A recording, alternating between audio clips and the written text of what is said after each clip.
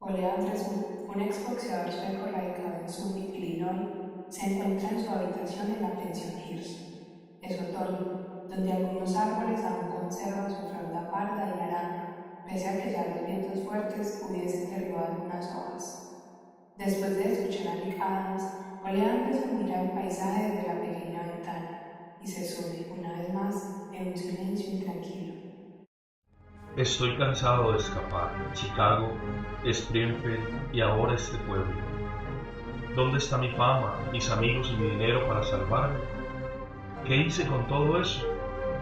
Sería estúpido pensar que fueron otros quienes causaron esta desgracia, porque yo, más que nadie, sabe que fueron mis decisiones inmaduras y mi afán por la gloria lo que me llevó al fracaso. Patético es el hecho de que yo, el aclamado Ole Anderson, con mis 100 kilos de peso y casi 2 metros de estatura, ganador de tantas contiendas, yazca acorralado y temeroso en una pensión de Illinois. Qué valeroso y fuerte eres, diría ella. Me duele, pero a la vez me fortalece recordarla.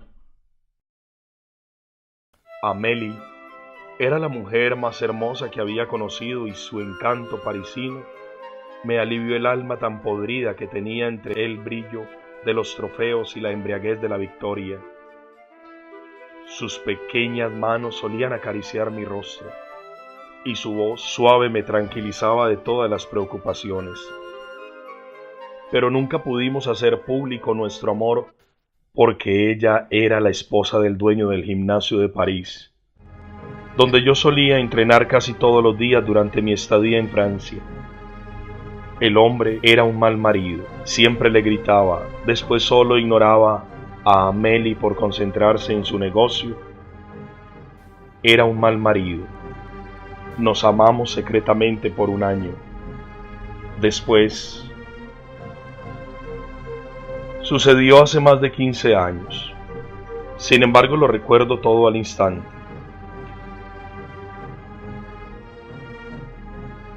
Una noche luego de cenar llevé a Amélie a la casa donde entró por la puerta trasera. La cocina tenía una salida al patio. Antes de marcharme, eché un vistazo más y noté que el marido entró y comenzaron a discutir. Solo pude esperar lo peor. Él gritó: «Sabía que me engañabas. Encontraré a ese desgraciado, lo juro». Y Amélie no pudo detenerlo. Fue en ese momento cuando sacó un revólver y ante el horror de ella, le disparó 3 veces en el pecho.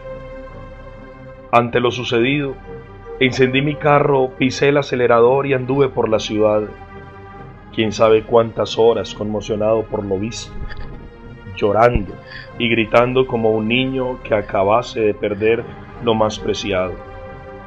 Quería matar a ese bastardo, molerlo con mis golpes de boxeador hasta que ya no quedara nada de su ser, pero una parte de mi mente me aconsejó que abandonara la ciudad, pues yo debía recordar que también le debía mucho dinero al marido de Amélie. Días después, decidí que tenía que volar a Norteamérica, retirarme por completo de mi carrera y vivir manteniendo un bajo perfil. La muerte, en ese entonces, era un final que mi orgullo no permitiría. Ahora las cosas son diferentes. Ole Anderson abre un paquete de cuero café. Es un manual de cartas que su amada le había escrito. Toma una al azar y lee un fragmento con ternura. A pesar de la espera, todavía dudo que el lunes pueda verte, pero el día martes será seguro que podremos reunirnos en el café de siempre. Te extraño, y una vez más te pido perdón. Quisiera que las cosas fueran diferentes, pero estoy prácticamente atada a él por motivos de mucho peso. Es algo que tú sabes. Te agradezco por haberme dado los momentos más hermosos y memorables de mi existencia. Con amor, Amélie. Cuando finaliza, Ole Anderson resuelve que si lo van a matar, pues que sea en otra ocasión. Esa noche quiere llorar el recuerdo de ella. Eran las 9 de la noche cuando Ole Anderson salió. La señora Bell, quien cuidaba la pensión, entró inmediatamente, tomó el teléfono y marcó un número. Del otro lado de la línea, alguien habló. Aquí Max, ¿quién es? Bell. Debió haberles avisado que Ole no iría a cenar a lo de Fenris. Le dije que saliera, aunque fuera a caminar para ver si se decidía a ir al restaurante, pero no tenía ganas ni de comer. Mire señora, tenemos un negocio pactado. Este error no pudo haber sucedido. ¿Sabe cuánto tiempo esperamos al sueco? 2 horas. ¿Sabe a quién tuvimos que soportar? A los chicos vivos y al negro Sam por un sueco que nunca llegó. Tenga cuidado. Llamé para resolver el error. Ole se fue al parque del pueblo, allí lo encontrarán. Oye Al, dice la señora que el sueco está en el parque. Dile que gracias por el dato. Bueno, usted ya lo oyó. Le avisaremos cuando todo esté listo. Pero A mí que me paguen extra. Esto se debería haber terminado a las 6 en punto. ¿Quién se cree esa señora? Le voy a decir al francés un par de cosas cuando lo vea. Hablas demasiado. Lo acordado. Son las reglas. Al llegar al parque del pueblo, los asesinos ven a Ole Anderson parado junto a la fuente central. Sorprendido, Max exclama. ¿Qué le diremos al grandulón? Nada, he decidido que no nos verá.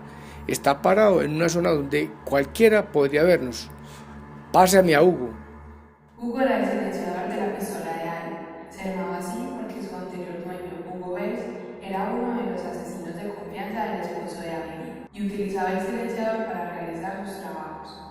Luego de que pasó a mejor vida, Al se apoderó del artefacto y lo bautizó Hugo. Bueno, grandote, nos veremos algún día en el ring del inframundo. En la distancia, Ole Anderson sintió 3 quemaduras en su espalda y pensó que tal vez había sido Amelie que quería pellizcarlo.